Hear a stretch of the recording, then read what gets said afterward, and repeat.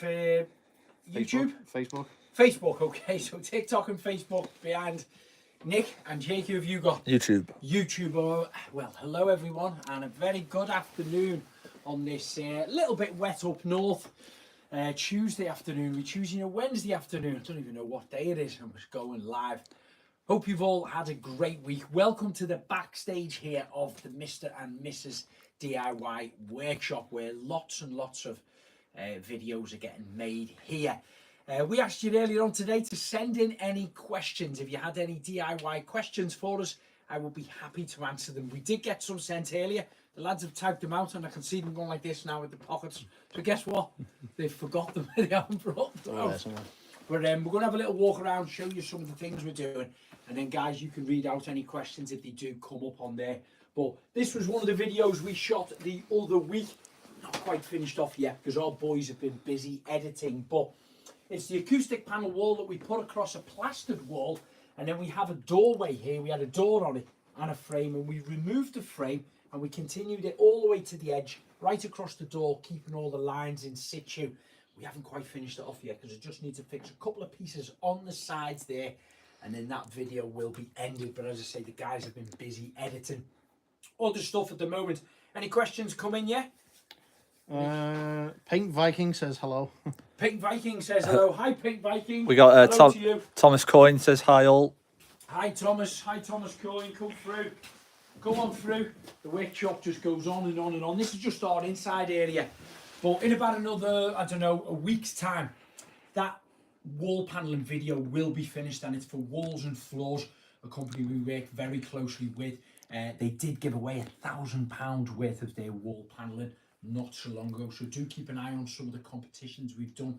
But hopefully over the next couple of weeks as well, if you like that idea about covering up a door and taking your architrave off a frame, returning it around the frame, the next video we do for them will be even better, because we're going to continue the panels right the way across the wall.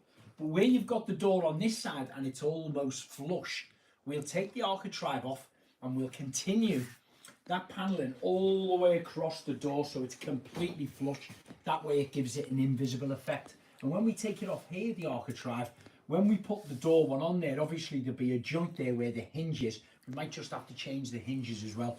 But the door paneling will go all the way up to the ceiling as well, so there won't be no cut in there. So when you do actually open that door, you actually open it right away from the ceiling. It looks brilliant, and it'll go all the way across there.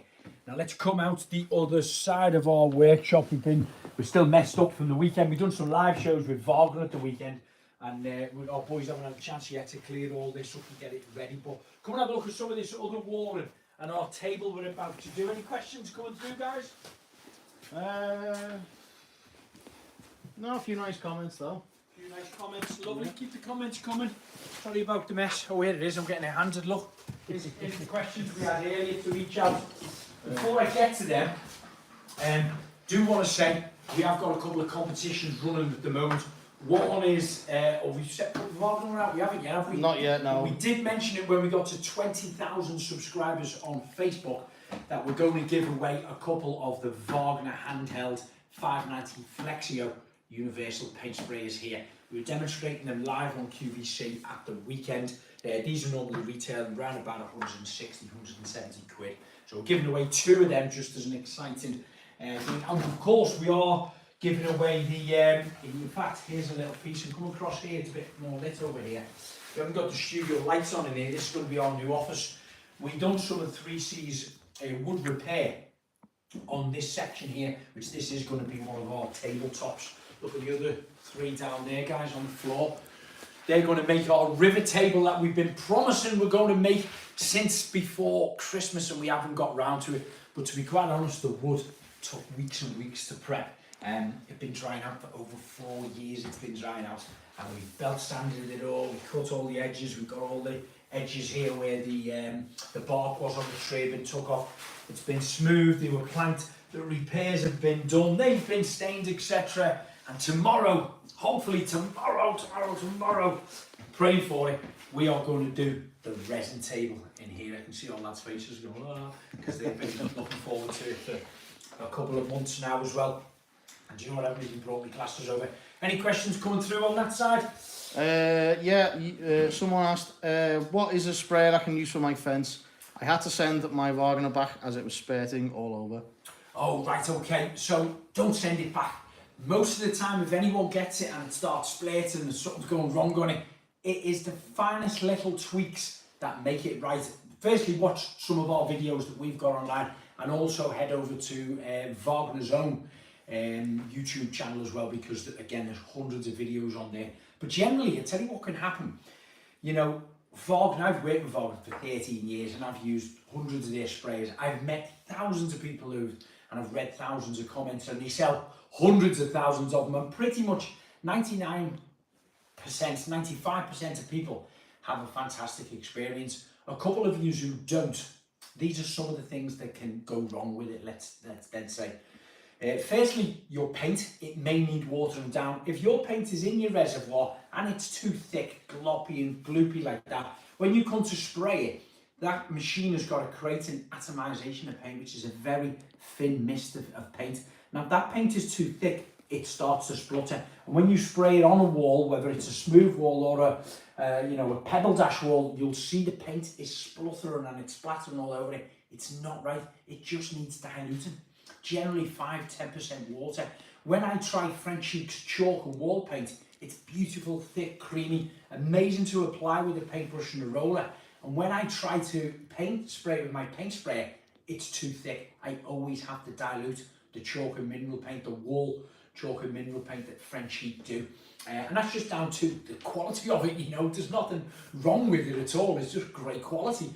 So just some paints need slightly diluting. The other thing that can go wrong on them as well, your paint sprayers have a couple of controls on them. One's a paint flow to allow how much paint is coming out of it, and one's an airflow.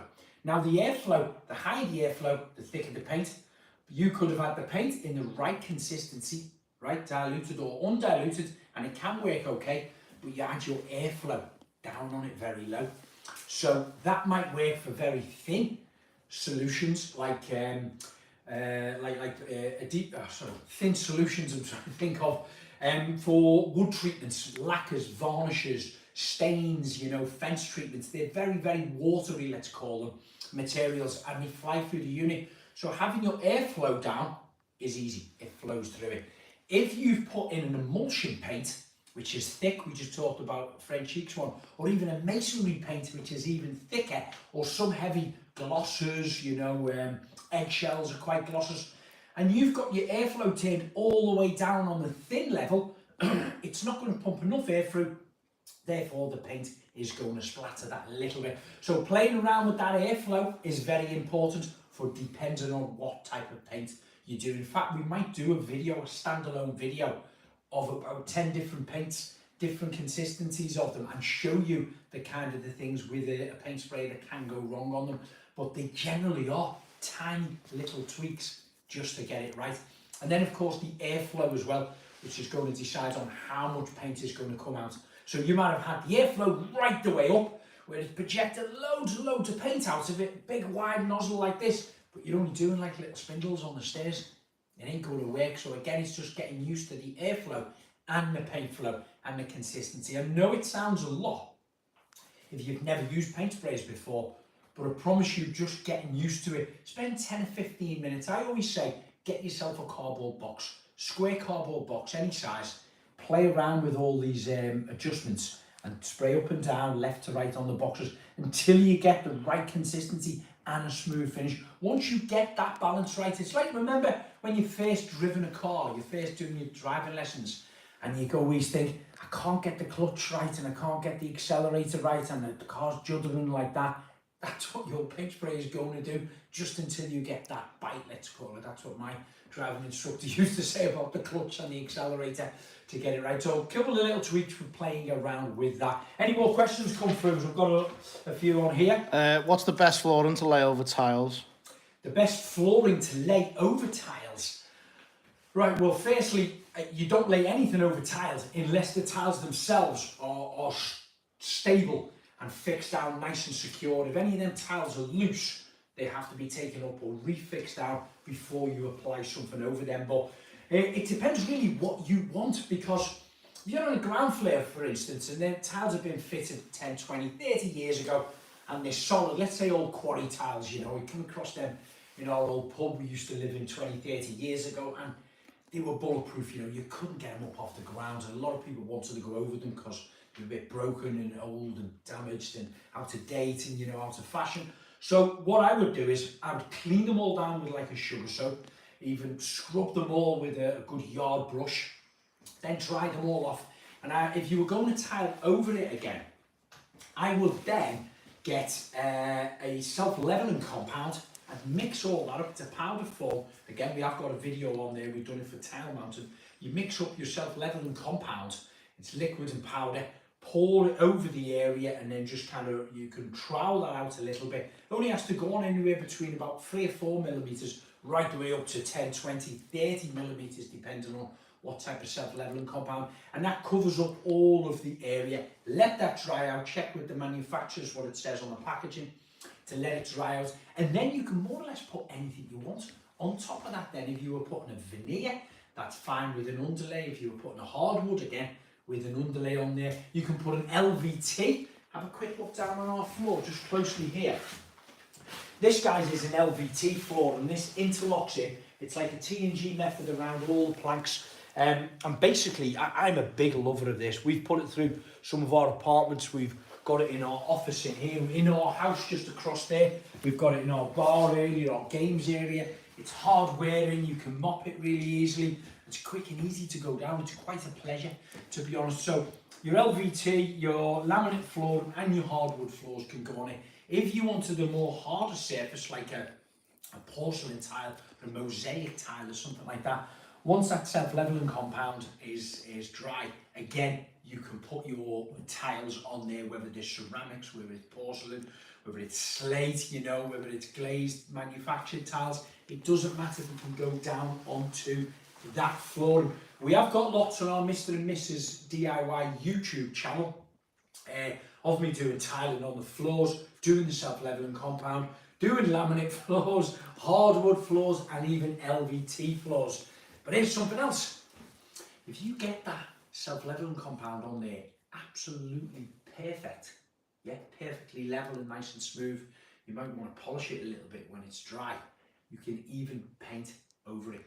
You can paint over it with one of Frenchie's al fresco paint, 3 or 4 good heavy coats on it, let that dry, and then there's a thing called tough coat, which is a transparent hardener, let's call it. Again, it can be rolled, it can be brushed, or it can be paint sprayed over the top of the floor to finish that off as well. So the choice really is yours, or you could go with the old-fashioned way of carpets. Not that much a lover of the carpet myself, but yeah, you've got lots of options. What are the questions we got coming in, guys? Tom asks, what do you think of wall-to-wall shower panels? What do I think to wall-to-wall? Wall-to-wall shower panels. Wall-to-wall flat shower panels. It's a bit of a tongue twister. I've not actually seen them. I'm taking it to the shower panel that can go from wall to ceiling across the shower area. Are they the UPVC ones, the interlocking ones? If they are what you're talking about, I have used them. I used them on about 8 of our apartments, and it was about 12 years ago, 11 or 12 years ago. And in some of the apartments where we had good tenants in them, when we've had the good, the bad and the ugly, let's say, the panels were good, they stayed up well, we glued them onto old walls. And for me, they were quite a cheap fix, which looked good to start with. But as the tenants went by, certainly when we had some not so good tenants who didn't look after things, we found after 3 or 4 years, we were getting quite a few little dints, little cracks and splits in them, you know. And that generally, if I'm being honest, is just from kind of misuse, you know, from tenants, which not all of them, but you do often get that way. The only place really I would recommend for putting them, if I'm being honest, is I think they work well on ceilings. Again, if you've got a very uneven ceiling or cracks in it, old Artex and things you want to cover up, you don't really want to see, and you don't want to have the mess for taking it down. It's quick and easy to glue them into position, and it kind of hides a multitude of sins what's above you. So for me, that's the only place that I would use them as opposed to the walls. I personally, from my experience, don't think they're durable enough Certainly not for rented accommodation anyway. Any more questions there? I've had new radiators fitted, but they sound bubbly when heating. Do I bleed them when they're hot or cold? Okay, yeah, so you've got you're hearing bubbling in the radiators, so I'm taking it that's when the radiator system's turned on. Your boiler's turned on, it's heating up the water, and your pump is circling that water, not just to that radiator, it's predominantly circling it right around the house through. You have your inlet and your outlet going to each radiator, of course. So what tends to happen is when your boiler is turned off throughout the summertime, and not often you're using your radiators, it can be 6 months in our house, we don't even have it on for 10 months of the year. That water in that sealed, closed system evaporates, right? And all of a sudden you trap air inside there. So quite often it just means you're either topping the water up in the actual system itself, but to allow you to top that water up, you are going to have to bleed the air out of your radiator. So if you've got a standard house with 2 floors, a ground floor and an upper floor, turn your water pressure on, see if any more water comes into it, get your keys and open your radiators. Start off at first with the very top of your house, do the top ones upstairs because the air normally rises to that. Once you've got that, then come back downstairs, turn it on again. You can turn it on or off just when you're doing the air, it doesn't matter, you can have it hot or cold.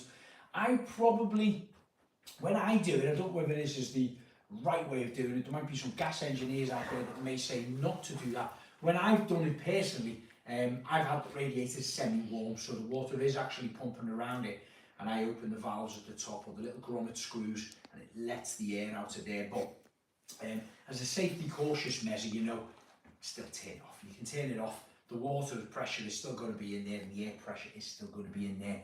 Try that one first and see how you get on, but you should be okay. Once you've cleared that air and topped the water up, that should stop the bubbling noise for you. Any more? Donna asks, how do you shelve an alcove that is wider at the front than at the back? How do you shelve an alcove at the wider in the front? So behind me here, again, some more of our acoustic panelled wall. So this is an alcove coming in here and coming in there. Their one may be different. Sometimes you've got a chimney breast, you know, a lot of old Victorian Georgian houses, you've got your chimney breast here, you've got the alcoves either side, and quite often people want to put shelving in there. And what, from by the lady's question there, is it's what, thinner at the front and deeper at the back, did she say?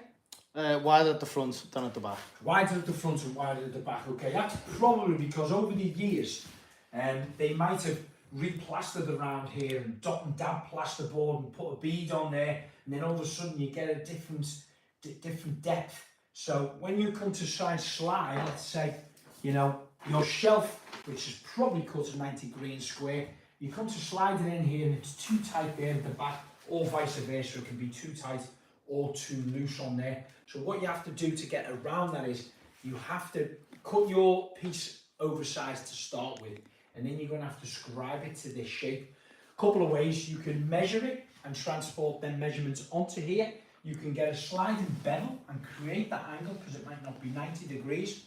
That could be transferred onto your oversized shelf at this point. It's easier to cut bits off, you can't add bits on, remember. Your oversized shelf, you can transfer it onto there.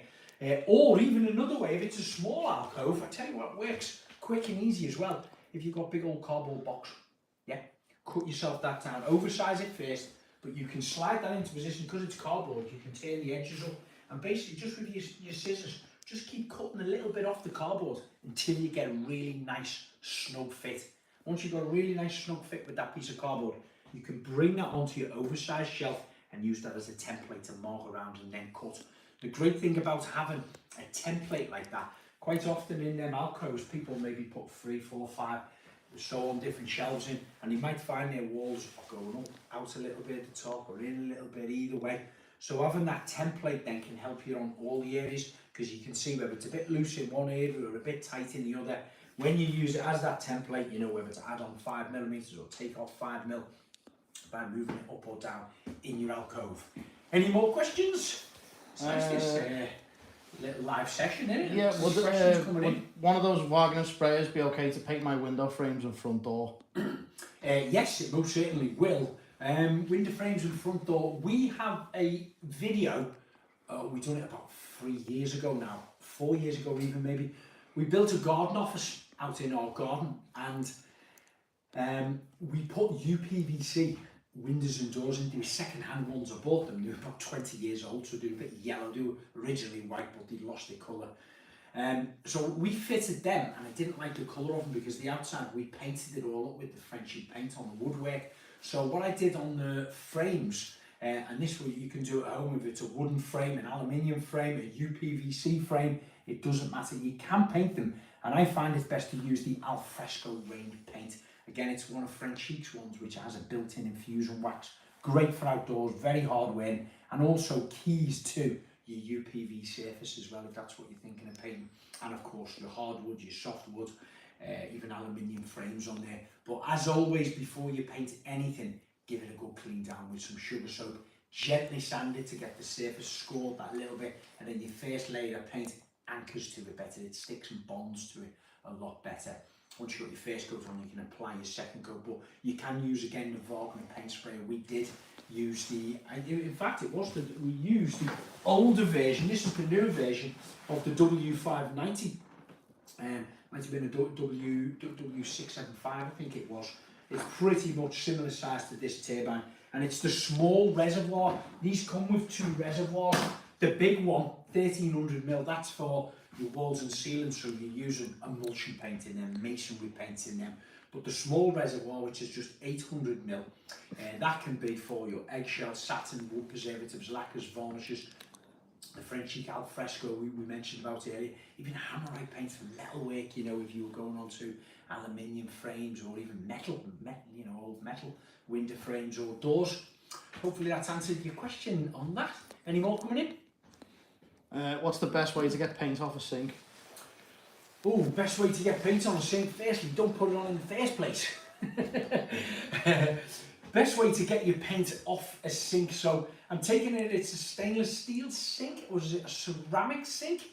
I mean, I would, tricky one that, firstly I would kind of try boiling water on it, you know, just soaking it. If it's in the sink itself, put the plug in and try and get some hot water in there, and whatever that paint is will start to key off it a little bit. Please don't tell me you've started cleaning brushes with oil paint on them in the sink. But whoever sent that message through, get back to us, elaborate a little bit on what the on what we're faced with, what type of sink it is, and if they know what type of paint it is as well. Because I'm not a lover of using chemicals to remove paints, but if it's an oil-based one or a synthetic paint, you know, you may need to use some chemicals on there. However, you need to be careful that they don't harm the sink, okay? Because you might have stone sinks, ceramic sinks, and various materials where that also could counteract and do more damage. So whatever solution or whatever material you are putting on there, check with the manufacturer, check on the packaging that it is safe to do so on that particular sink. But please get back to us on that one. Any more questions coming in from you, Jake? Yeah, someone asked, have We're you... on YouTube on that video. Anybody's just joined us now in the open, the boys having a face-off with mobile phones. We've got 3 mobile phones on live at the minute. So we've got Facebook Live on there on the Mr. and Mrs. DIY channel. You've got, oh, sorry. This is YouTube. YouTube. On this Your one, yeah. YouTube, okay, YouTube on that, on the Mr. and Mrs. DIY. You can tell I'm tired on it. You've got TikTok and you've got Facebook. Yeah. God, well, thanks very much for joining us. Hope you're enjoying our little live session. We might do this quite regularly, to be honest, guys. If your questions are coming in and we're helping you, you know, we can share these videos afterwards and hopefully we will help others. But anybody watching now, I'm hoping you are already members of our Mr. and Mrs. DIY fan forum on Facebook. It's not our Facebook page. We're there on our Facebook page with 200,000 followers. But if you go onto our page, go down and look at the features. I think the 3rd feature along, you'll see that we've got our fan forum. And what our fan forum does is, it's 211 or 212, I'm being told, 1,000 private members.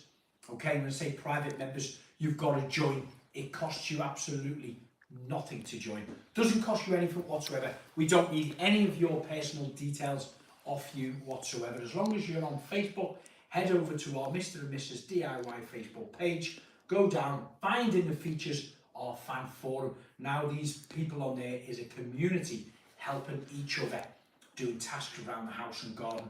We have tens of thousands of trade personnel on there, answering questions, giving tips, offering advice on tools, materials, showing photographs of what they've done, you know, sharing information of what they've done and what went wrong, you know. Sometimes it's important to look at what goes wrong when they're doing some of these tasks, so you don't trip up and do that same thing as well, you know. A lot of my skills over the years when it comes to building houses, you know, I've done thousands of projects over the last 33 years. Sometimes it's trial and error and you have to learn from your mistakes.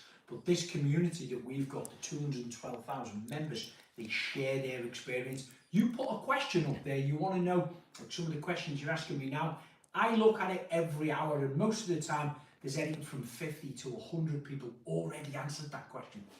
Already answered that question for them before I can get there. So it's worth jumping onto it, joining up, becoming a member. As I say, it's free to charge. Anybody can join in on us.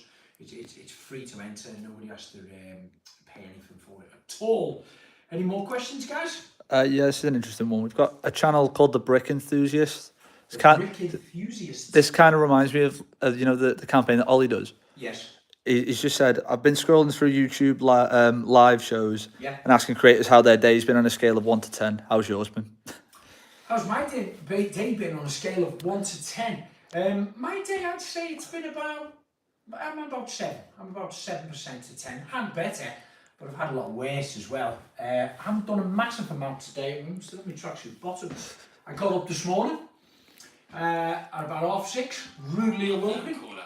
Oh, someone's trying to ring through on the phones. Got up first thing this morning by our 2 kids, rudely woken us, climbing into our bed.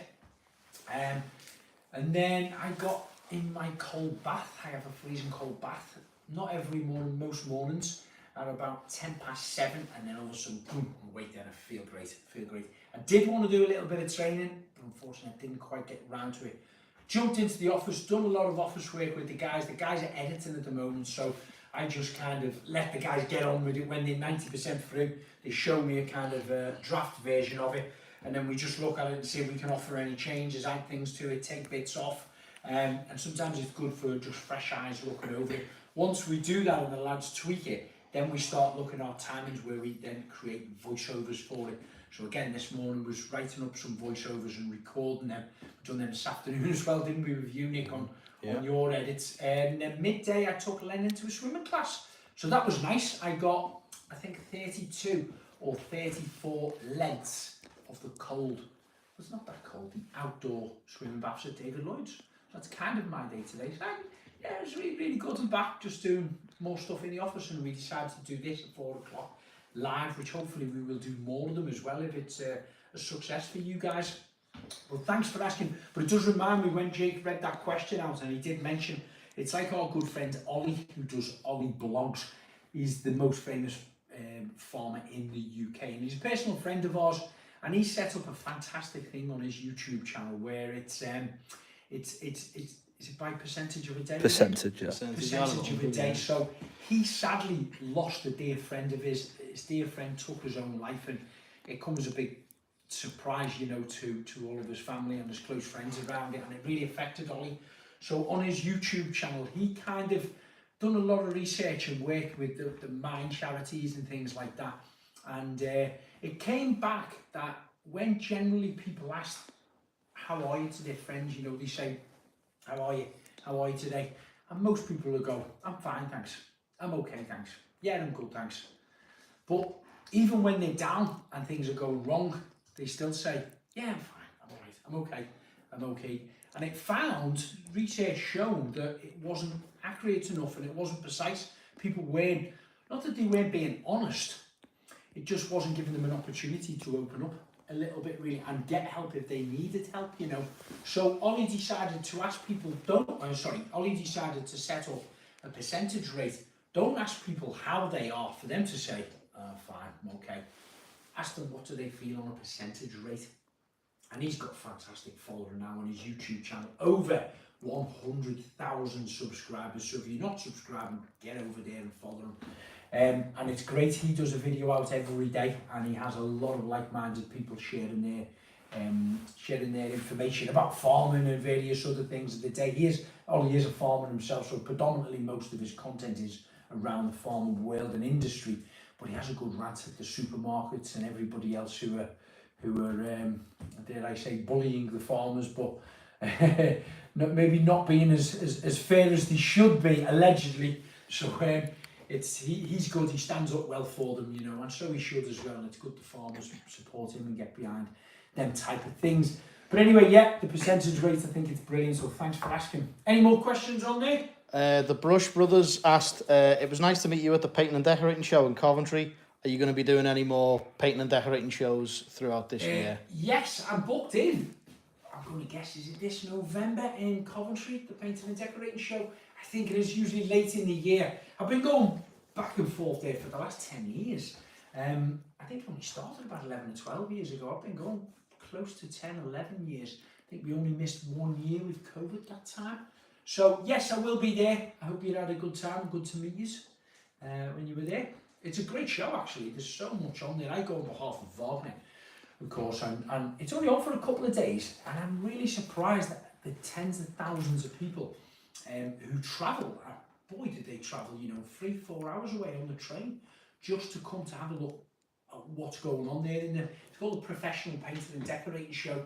So as you can imagine, the companies there are exhibiting every type of paintbrush, rollers, paint sprays, not just Wagner there, there's competitors and things there as well. But it's great because what we get, and where I feel we benefit from shows like that, is we get the general feedback from both the trade and the DIYers. So I'd say about 80% of the footfall that goes there are trade personnel. You get a lot of students as well, which is good. You know, they are tomorrow's world. They are our tomorrow's future when it comes to the building industry. And then you get your real keen DIYers as well, you know, who may have a small handheld paint sprayer, want to move up maybe to a commercial one or a trade one, you know, so they come and test the water, and you get some great bargains on the show. So I do love that show. It's a really good one.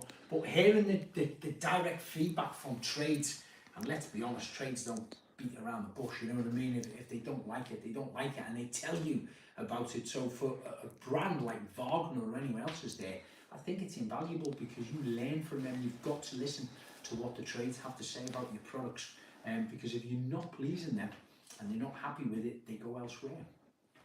Any more questions? We've had a lot asking about your old mate, Avid Marion.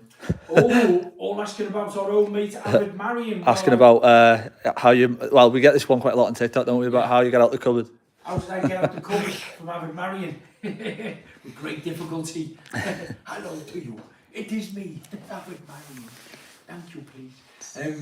Yeah, Lee Francis, of course, famous for his Avid Marion when he first started out, and then a good 4 or 5 years we were with Lee doing the Bow Selector shows until he went on to do the Keith Lemon show, which, more than a 10-year success of Keith Lemon, was it? 10 or 12 years maybe. So exciting news is I'm seeing him at the end of this month. He's coming to my hometown, Liverpool, so we're looking forward to seeing him there. Hopefully we're going to, don't tell him, but we're going to sneak down to the theatre. He's at the Philharmonic in Liverpool. We're going to sneak there with our cameras, catch him, set him up, just do a little bit what he used to do to me. Might take me runny chains, any spare chains. Not yours, absolutely. Yeah, but I think I'll go down and chain him up. See how he likes it. Any more? What about damp on interior walls? Can I fix it by applying an interior membrane? Yeah, this is a tricky one, this, because damp can appear on interior walls for a variety of different reasons, you know. Just in a camp to try and kind of just break this down a little bit, you have rising damp that can come from the floor or come from your walls outside if there's no damp-proof membrane, DPM or a DPC, damp-proof course in the actual brickwork. Rising damp can come through the solid brick, the solid walls, and can start penetrating through on the inside. You can seal it up with different paint on stuff, and all you're really doing is putting a band-aid, putting a plaster on something. You're not really solving the problem. It's more about getting to the root and the core of the problem. Putting a membrane on there, what the question said. Yes, there are membranes that you can glue onto the wall, you can fix onto the wall, and again, that just holds it back from getting into the room. But when it holds it back, you've got to think, where is that damp going to go? Is it going to build up moist? Is it going to run down? Cause the problem elsewhere? Does it have to be ventilated? There's lots of factors to really kind of work out how you're going to tackle this damp. But in my view, if you can solve the problem, your prevention is better than the cure. Okay, so it's about finding out where that damp is coming from. What a lot of people suffer with, an old house with a solid wall and no cavity, you might have damp coming up from the floor, which you will have damp in the outside floor, but that's stopped by a DPC, which normally stands about 6 inches off the floor outside. 150 mil is the current building regulations for that on new builds from the finished floor level outside. But if you've got an older house, the floor might be up a little bit higher, that could be bridging that damp, and then you get travel and water travels up. But if you've just got a solid wall that's coming down higher up, or in the first floor or the second floor up in a bedroom wall coming through, what can happen a lot of the time is you can have driving rain hitting that side of the wall. It's obviously going to hit the wall and run down, but depending on what that material is on there, it could be quite porous. It could act like a sponge and start absorbing that water and that moisture in, and after an hour or two of raining, that absorbs all the way through your 9-inch wall, your solid wall, and then starts to come out on your plasterwork, start to make it damp, flaky.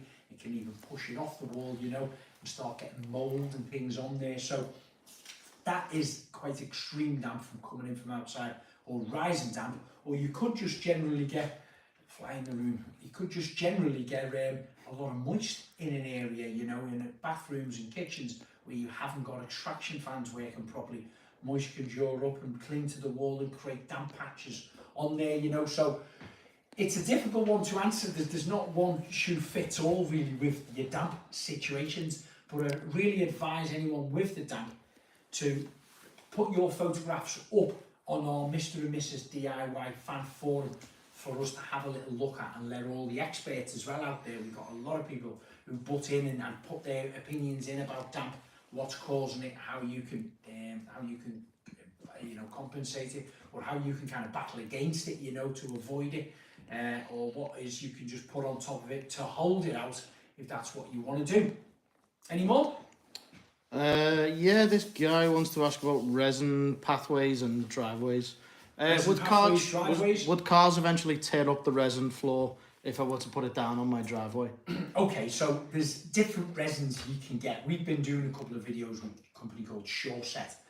So they're a specialist down the south west of England, who they've been, I think, is it about 29 years they've been? Something like that, yeah, they've been around for a 29 while. years manufacturing and installing resin, driveways and pathways. So a couple of the videos we've done, again, if you look on our YouTube channel, we've done one where we mixed up a resin with some small stone and we spread it out, I think it was about 30 millimeters thick, over some really hard compacted down hardcore, but that was for a pathway for foot traffic walking on. We've done that about 9 months ago now, and it's absolutely solid, but that isn't getting cars driven over it. Okay, it's not to say you can't drive cars over it, you can, but you need to speak with the resin supplier like Set for them to work out what depth you need it, what strength of resin that you need it, and what stone as well. So your driveways outside, most of the ones that they're doing, and they're contractors who fit them, and it comes with a 21-year guarantees, they like to install the resin, and it can be installed from, you know, 20, 30, 40 mil thick directly onto a harder surface, like an old concrete surface, if it's solid and you know, not flaky and not moving, or also on top of an old tarmac surface as well, where some people will have a base tarmac put down, which isn't the best of looking on the finishes, but it's pourable, you know, the water will go through there, and you can put the resins directly on top of that. It keys to it really well, and it can last decades with cars and average traffic driving over it, of course. They do go up to a different level then for commercial as well, if you're having heavy traffic like wagons, etc. But for me, I think it's a fantastic finish, that's for sure, you know. We when we first built our house, we did block paving right throughout our whole driveway, and 675 square metres all in wall. We fit that level, so, and it was permeable stuff, so the water doesn't rest on it, it penetrates through. I wasn't aware of any resins that could do that type of stuff. A little bit naive 4 or 5 years ago, but this year I've been learning a lot more about it, of how it can be added on top of different surfaces like concrete, like tarmac, or like hardcore on particular footpaths. And there's also, they make this plastic grid, which is like a reinforced crate, let's say, that goes across driveways. Gravel and things goes in it to allow the water to run through better, and then you can resin over the top of them as well. Again, it's ideal for light car traffic, let's say. But yeah, good question. But do check out SureSet's website and have a look at the vast range of products they do and the techniques they use for laying it. And just jump on the phone and talk to one of their techies, and they can give you a quote on the square meterage as well, what you want there. What's the easiest way to paint banister spindles? Oh, okay, so painting with brushes and rollers isn't easy. We have a video online on our YouTube channel we did for Frenchie painting spindles. So give them a good sand down and a clean up. Give them a clean up first with your sugar soap.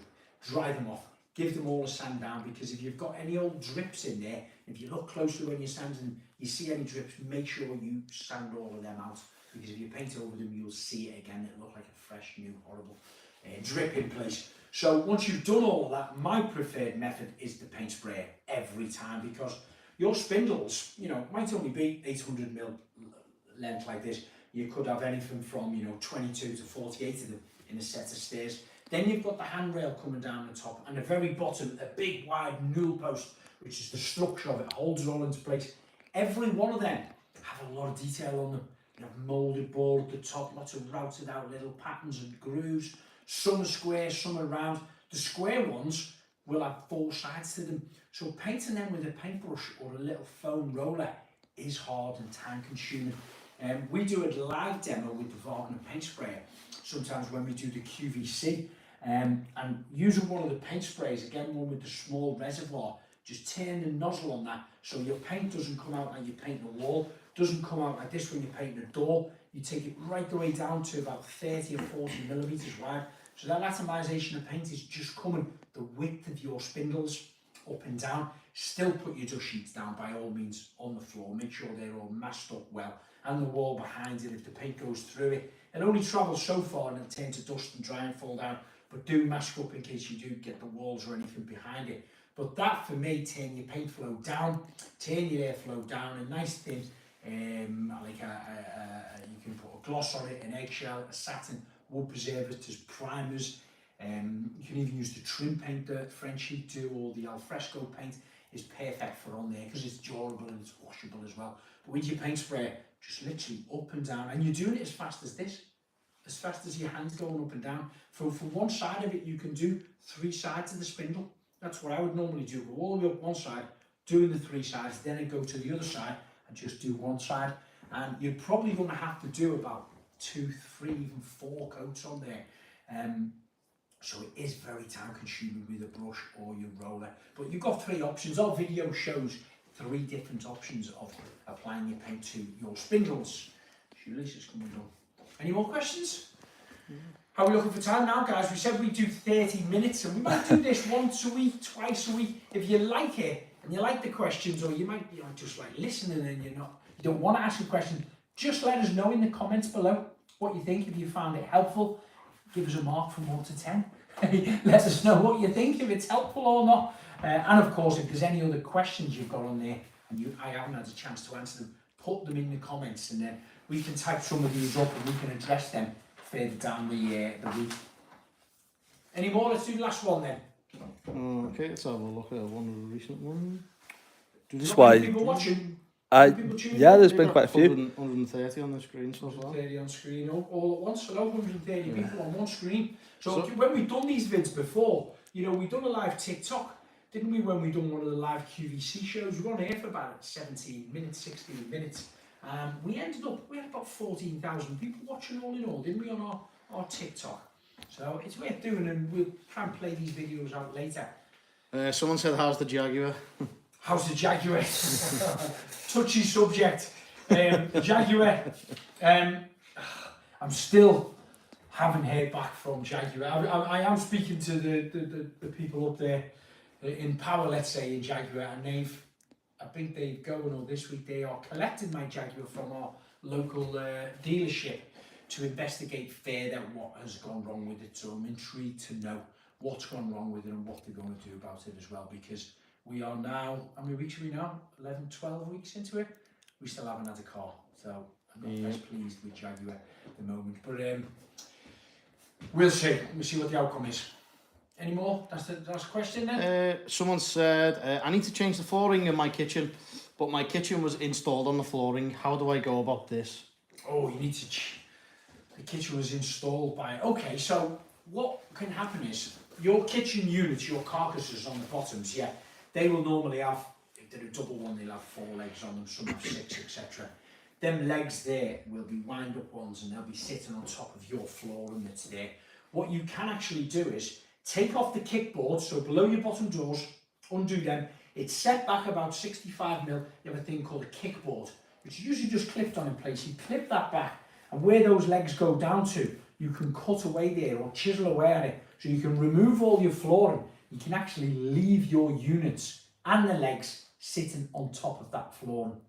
Because if it's not moving, you're not going to see it again. If it's not moving, it's serving the purpose holding your carcass units in place. Because if you try to take that out, your units are going to drop down a little bit unless you're packing each leg up at a time, which can be time consuming. But I've just cut them along, leave all that old flooring underneath the carcasses if it's serving its purpose, and then your new flooring, take it all the way up, but not quite touch the old flooring. Take it all the way up and miss it in about 10mm, and that gives you an expansion joint then around all the edges of it, and your kickboard will cover up over that. So you don't even have to cover that with a bead or a skating board.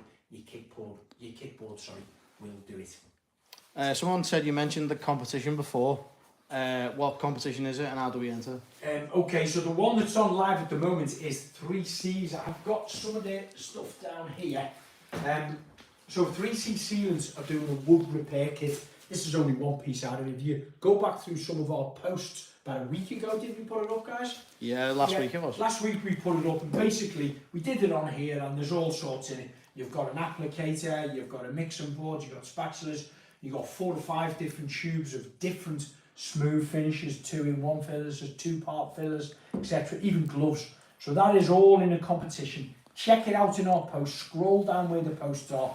Doesn't cost you anything. All of our competitions that we do and all of our sponsors that give all this stuff away cost you nothing. So all we ask you to do, like the post, let us know what you think about them in the comment, and tag a friend in basically, and of course give us a follow or subscribe to us. We always ask you to obviously subscribe to our partners who are kindly donating all of these products. So this is up now. We put it out last week with the whole wood repair kit. I think, when's that getting picked, guys? Do you know? Wednesday coming, I think. Oh, the Wednesday coming, okay, so it's not too late. Make sure you enter that competition. You can answer as many times as you want. You know, you can answer, just keep putting a comment in and tagging a different friend. That's all you need to do. Put it in 100 times if you want to, if you've got 100 friends. And if you have got 100 friends, you're showing off, okay? You're showing off. And also, Wagner, we're about to do their competition, aren't we? When's that one? It'll be just after that, I think. It'll be after that the Friday, one, yeah. I think. So that'll probably be, we'll probably put that out on the Friday, I think, yeah. Let's put that out and we'll let that run for a week or two. And again, just give us a message in the comment, tag in one of your friends, and of course, follow Wagner DIY. Well, listen, guys, thank you very much for each and every one of you joining us today. Please let us know what you thought in the comments, and do that percentage level as well in the comments. Let me know how you think I answered your questions or some of the other people's questions. It'll be interesting. And if you want another YouTube live, let us know when suits you, and whoever messages in, we'll look at the times, and if we can do it, we certainly will do it. Okay, thanks very much, guys. Enjoy the rest of your Wednesday. All the best.